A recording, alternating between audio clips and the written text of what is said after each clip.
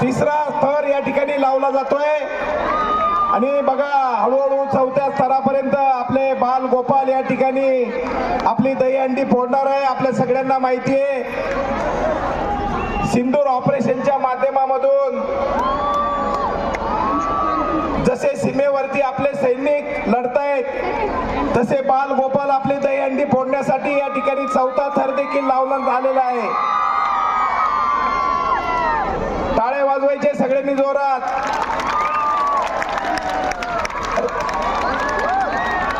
पाचवा देखील ठरला दहीहंडी या ठिकाणी कैलास भाऊ कुटे युवा मंचच्या वतीने सगळ्यांचं या ठिकाणी सहर्ष असं स्वागत आणि अतिशय उत्साहपूर्वक असा हा डोळ्यांना टिपणारा असा क्षण आपण सर्वजण अनुभवतोय आणि आपल्या हिंदू धर्माची अस्मिता असणार